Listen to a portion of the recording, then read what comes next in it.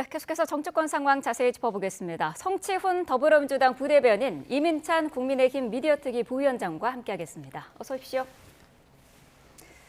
자, 지금 국회에서는 2차 상법 개정안이 본회의에 상정이 되어 있고요. 국민의힘의 필리버스터가 진행 중입니다.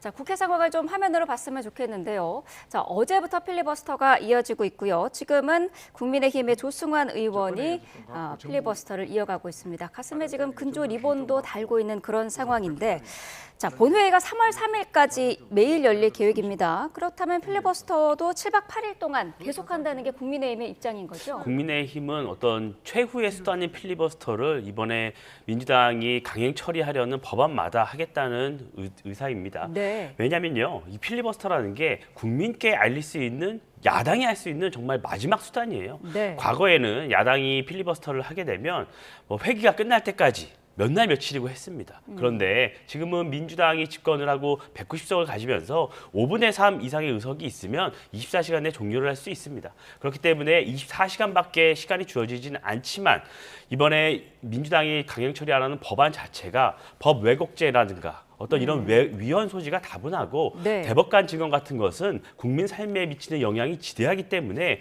꼭 필리버스터를 통해서 국민 여러분께 이 부당함을 알려야 한다 이렇게 생각하고 있습니다. 네, 필리버스터를 하더라도 이게 종료되면 하나씩 법안을 다 통과시키겠다라는 게 민주당 입장인 거죠? 그렇죠. 통과를 시키지 않을 이유가 없다라는 게 민주당 입장입니다. 그러니까 네. 사실 이게 하나의 루틴이 된 것 같아요. 민생 법안 통과시킬 때는 국민의힘이 그냥 퇴장을 해버리고 쟁점 법안을 통과시킬 때는 필리버스터를 하고 아까 말씀하신 것처럼 저는 소수 정당의 최후의 수단 이거 자체를 폄하할 생각은 없습니다. 하지만 그 5분의 3 이 의석이 이상 있으면은 24시간이 지나면 종결시킬 수 있도록 만든 제도는 민주당이 만든 게 아니라요. 당시에 여야가 합의해서 그 국민의힘도 동의를 했기 때문에 만들어 놓은 겁니다. 그 법안을 만들었을 때 왜 그런 걸 만들었을까요? 5분의 3 정도가 동의를 하면 24시간 이상 필리버스터를 하면서 발목 잡기를 하지 말자라는 게 그 당시에 정치권에 합의된 사항이었기 때문에 이런 법안을 만들어 놓은 것이거든요. 네. 그렇기 때문에 마치 민주당이 이것을 그냥 종결시킨다라는 말씀을 하시는 거는 부적절하다고 생각하고요. 그런 겁니다. 지금 필리버스터를 한 지가 여러 번 했잖아요. 근데 그러면은 주권자들에게 사실 어떻게 보면 이르는 겁니다. 자, 다수당인 민주당이 저렇게 법안을 강행하고 있습니다라고 하면 민심이 움직여야 됩니다. 민심이 움직이면서 자, 소수 정당 너네들은 힘을 줄 테니까 그래 민주주의에서 다수당이 뭔가 힘으로 밀어붙이는 건 안 되지라는 민심의 이동이 있어야 되는데 필리버스터 아무리 해봐야 민심의 이동이 없는 거에 대해서 국민의힘은 좀 되돌아봐야 되는 건 아닙니까? 왜 우리가 이렇게 필리버스터를 해도 민심은 우리를 봐주지 않지? 왜 소수 정당의 목소리를 힘을 실어주지 않지라는 걸 좀 되돌아보고 필리버스터를 한다고 해서 의미가 없다는 걸 좀 깨달아야 되는데 그냥 무작정 우리 뭔가 하고 있어요라는 그냥 기록을 남기기 위해서 필리버스터를 하는 건 아닌가? 저희는 그 말씀을 좀 드리고 싶습니다. 필리버스터를 애써 해도 민심은 돌아보지 않는다라고 하셨는데 어떤 의견이실까요? 민주당이 추진하는 법안을 보면 그 이유를 알 수가 있어요. 민주당이 추진하는 법안, 지금 법왜곡죄, 또 재판 소원, 대법관 증언 이런 게요. 국민 삶에 크게 영향이 없습니다. 당장 이 문제점이 드러나지도 않아요. 그런데 이런 것들을 민주당은 지속적으로 강행 처리하고 있습니다. 저는 이게 다분히 정치적 의도가 있고 이재명 대통령의 어떤 사법 리스크와도 무관하지 않다고 생각을 합니다. 그렇기 때문에 그런 상황에서 야당의 입장에서는 24시간밖에 시간이 주어지지 않는 것이에요. 여론을 환기하고 싶어도 법사위 단계부터 여론을 환기해 나가야 하는데 법사위에서 추미애 법사위원장은 야당에 발언할 기회조차 주지 않고 있습니다. 그러면 야당이 할 수 있는 일은 마지막 수단, 필리버스터밖에 없어요. 이것조차 하지 말아라? 그것은 야당에 대한 입틀막이라고 볼 수밖에 없는 것이죠. 국민의힘이 상임위 일정도 보이콧하면서 대미투자 특별법 처리도 지금 중단이 된 상태인데 이게 지금 특위가 3월 9일에는 활동이 끝나잖아요. 네. 시간이 얼마 남지 않은 거 아닙니까? 그렇습니다. 대미투자 특별법 시급하죠. 저는 이 대미투자 특별법이 지난해 11월에 발의가 됐습니다. 네. 그런데 민주당은요, 그 사이에 이 법안을 논의하자거나 어떤 상정해서 빨리 처리하자는 입장을 밝힌 바가 없습니다. 그런데 갑자기 미국에서 어떤 입장이 나오니까 부랴부랴 이 법안 위원회를 구성을 한 것이거든요. 그런데 위원회가 가동이 되기도 전에 어떤 굉장히 야당에서 반대하고 있는 쟁점 법안들을 지금 강행 처리하고 본회의에 상정을 했습니다. 이것은 민주당이 이렇게 행동을 했을 때 야당이 반대할 수 있었다는 것은 여당으로서도 충분히 예상이 가능했던 부분이에요. 그런데 만약에 민주당이 이 대미투자 특별법을 빠르게 처리하고 싶은 의지가 있었다면 이런 민생 법안이 이런 어떤 쟁점 법안이 아니라 대미투자 특별법부터 먼저 처리하고 쟁점 법안을 처리할 수 있었을 것입니다. 그런데 이것은 책임 소재를 청와대를 야당에게 돌리고 어떻게 대미투자 특별법 처리를 지연하기 위한 어떤 전 집권 여당의 꼼수라고 생각을 합니다. 국민의힘은 이제 특위 활동이 끝나는 3월 9일까지는 국회 폭거를 멈춰달라라고 요구를 하고 있는데 민주당 어떤 입장이실까요? 대미투자 특별법부터 말씀을 드리면 작년 11월에 미국과 관세 팩트시트에 따르면 그러니까 법안 발의 시점으로 관세를 유효한다. 그러니까 25%에서 15% 낮추는 거를 발의 시점으로 잡겠다라고 되어 있었잖아요. 근데 네. 트럼프 대통령이 이걸 뒤집은 겁니다. 분명히 발의라고 했는데 왜 한국 국회는 이걸 통과시키지 않느냐. 결국 그 목적이 뭐겠습니까? 빨리 통과시켜서 돈 달라는 거잖아요. 자, 그러면은 대미투자 특별법이 통과를 돼서 투자를 하게 되면은 기업의 부담, 정부의 부담입니다. 계속해서 국민의힘 그거 지적하지 않았습니까? 자, 이것에 대해서 민주당의 의지가 있었으면 빨리 통과시켜라. 다수당의 폭거 계속해라. 이렇게 말씀하시는데 정말 국민의힘은 국익을 생각 안 합니까? 그 우리나라 기업들의 부담은 생각 안 합니까? 저희는 그 미국과 협상을 하면서 최대한 발의 정도, 그러니까 통과를 시키는 게 아니라 발의로 맞췄던 거는 기업의 부담이 될 수 있으니까, 정부 예산의 부담이 될 수 있으니까 최대한 늦추기 위해서 그런 걸 팩트시트를 만들어 놓은 건데 트럼프 대통령이 그걸 뒤집으면서 뭔가 빨리 하라고 했을 때 국민의힘이 민주당을 비판할 게 아니라 트럼프 대통령을 비판했었어야죠. 자, 미국이 그때 분명 작년 11월에 그렇게 협상해 놓고 왜 한국에 부담을 주느냐? 야당이 그런 역할을 해주면 한국이 협상 테이블에서 어떤 얘기를 할 수 있습니까? 지금 국내에서도 야당이 이런 반대를 한다. 이런 가당이 반대 목소리 때문에 우리는 당신들 목소리 이렇게 들어줄 수 없다. 협상 카드를 만들어주는 야당의 역할이 아니라 오히려 여당을 압박하면서 너네들 통과시켜 이렇게 얘기하는 거는 국익에 도움이 됩니까? 저는 국민의힘이 정쟁에만 몰두할 게 아니라 정말 국익에 바람직한 방향이 뭔지를 좀 고민했으면 좋겠어요. 저희가 필리버스터 하지 말라는 게 아니라 하시더라도 필리버스터 할 수 있죠. 한데 국민의 마음이 이동하지 않는, 움직이지 않는 이유에 대해서 되돌아보라고 말씀을 드리는 겁니다.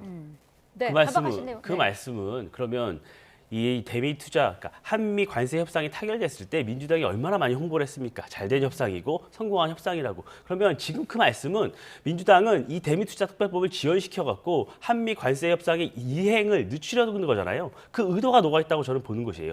그것은 공공연하게 청와대 관계자들도 발언을 했습니다. 그러니까 환율 상황이 좋지 않기 때문에 이 대미 투자 특별법을 지연시키고 그럴 걸 통해서 어떤 대미 투자 시점을 최대한 늦추겠다는 의도가 미국으로부터 하여금 저항을 나오게 만든 것입니다. 그것은 정부가 잘못을 한 것이죠. 국익을 생각하지 않는 게 아니죠. 저는 한미 간의 협상을 했으면 이행을 해야 된다는 것이에요. 왜냐? 이행을 하지 않았을 경우에 미국의 반발, 그것에 따른 기업의 예측 불가능성이 오히려 더 기업의 이익을 저해할 수 있다는 것입니다. 지금 기존에 이 관세가 인하됐다가 또 갑자기 미국이 관세를 올렸습니다. 그러면 우리 국내 기업들은 여러 가지 계획을 세울 수가 있습니까? 그러니까 기업의 예측 가능성, 투자의 가능성 이런 것들을 모두 고려해서 해야지 무조건 어떤 시점을 늦추겠다. 이렇게 해서는 어떤 기업으로서 예측 가능성이 도모할 수가 없는 부분이죠. 국민의힘은 대체 누구 편입니까? 그러니까 저희가 협상을 할 때 최대한 늦출 수 있도록 하는 거는 정말 국익을 생각해서 늦춘 거 아닙니까? 정말 대한민국 편이면은 그럼 잘했다고 평가를 해줘야지 그거에 대해서 지연 전략? 한국의 입장에서 생각하면 그게 지연입니까?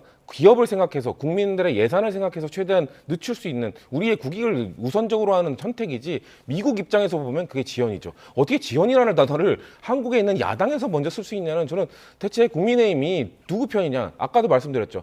트럼프 대통령이 우리가 그 11월에 했던 협상을 이행하는 과정에 있어서 저희는 약속을 어긴 게 없어요. 법안 발의 시점을 분명히 관세를 낮추는 그 시점으로 잡기로 협의를 했는데 자꾸 통과시키라고 압박을 하고 있으면은 최대한 버텨주기 위한 지렛대 역할을 해줘야지 지연시키지 마라 통과시켜라 하는 거는 대체 트럼프 공화당입니까? 민주당 국민의힘은? 정말 국익을 생각했다면 협상을 잘했어야죠. 협상 단계부터 그 정도 규모의 대미 투자를 약속하지 말았어야 되는 것이에요. 그렇게 했어야지 정말 기업의 부담을 주지 않는 것이죠. 네, 자 본회의 상황으로 다시 좀 돌아오면 사법개혁 3법도 조만간 처리가 될 것으로 보이는데 오늘 전국 법원장 회의가 열립니다. 법원은 그동안 계속 우려를 표명을 해왔었는데 수정 없이 원안대로 다 바로 가는 걸까요?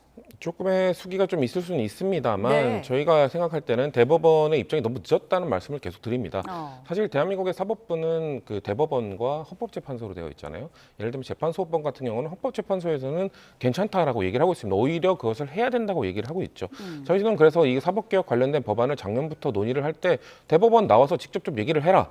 그때 법원 행정처장이 나오긴 했습니다만 조희대 대법원장 왜 나와서 얘기 안 하냐 늘 얘기하고 있거든요. 조희대 대법원장 요즘 들어서 갑자기 입장을 표명하고 있는데 통과가 될 것 같으니까 뒤늦게 갑자기 반응하고 있는 것이거든요. 왜 작년에는 얘기를 안 했습니까? 그 당시에는 대법원장이 이거에 대해서 왈가왈부하는 것, 그 뭔가 국회에 나와서 이야기하는 건 부적절하다라는 입장을 계속해서 얘기했었거든요. 좀 더 적극적으로 이야기를 했다면 그 당시 대법원장으로서 뭔가 국민들께 얘기를 했다면 이 논의 테이블 수기의 시간이 좀 더 길어지지 않았을까요? 근데 그때는 외면하고 뭔가 방관하다가 이제 와서 갑자기 통과 직전에 오니까 입장을 하고 법원장 회의를 열고 하는 것이 국민들이 보실 때는 글쎄요 사법부가 마지막에 와서 갑자기 입장을 표명한다 너무 늦은 반응이다 이렇게 생각하시지 않을까요? 네, 어떤 입장이실까요? 그런 자리를 많이 마련해서 대법원이나 이런 사법부의 의견을 반영해서 법안을 만드는 단계부터 반영을 했어야 되는 부분이에요. 법원 행정처장이 이미 수차례 위헌 소지가 있다는 말씀을 많이 드렸었잖아요. 네. 그래서 저는 이 부분이 민주당이 집권한 이후에 조희대 대법원장을 공격하는 모습, 지기현 재판부를 공격하는 모습, 여기서부터 사법부를 흔들고 지금 그 연장선에서 사법부를 장악하기 위한 3법을 추진하고 있다. 이렇게 보고 있습니다. 법 왜곡죄라고 말씀을 하시는데요. 이 부분에 대해서는 위헌 소지가 다분하죠. 또 명확성도 떨어질 뿐더러 과거에 민주당이 이 부분에 대해서 그렇게 추진을 한 바도 없습니다. 그리고요. 이 재판 소원 문제 같은 경우에도 과거에 심상정 정의당 의원이 발의한 적은 있습니다. 그런데 그때 민주당 아무 의견도 내놓지 않았었어요. 그런데 왜 지금에 와서 내놓습니까? 대법원이 입장을 밝힌 바가 있는데요. 이 재판 소원 같은 경우에는 과거에 민주당이 법안조차 발의한 적이 없었는데 이재명 대통령에 대한 공직선거법 파기환송심의 이후부터 민주당이 법안을 발의하고 움직임이 시작된 겁니다. 그러니까 이것은 정치적 의도가 다분하다고 볼 수밖에 없는 것이에요. 특히 법 왜곡죄에 대해서는 정말 심각한 부분이 있는데요. 이 법안이 아직 처리가 되지도 않았잖아요. 그런데 민주당 모 법사위원 같은 경우에는 지기현적 재판부가 원하는 대로 결과를 내놓지 않는다면 이 법 왜곡죄로 처벌할 수도 있다. 이런 발언을 벌써부터 하고 있습니다.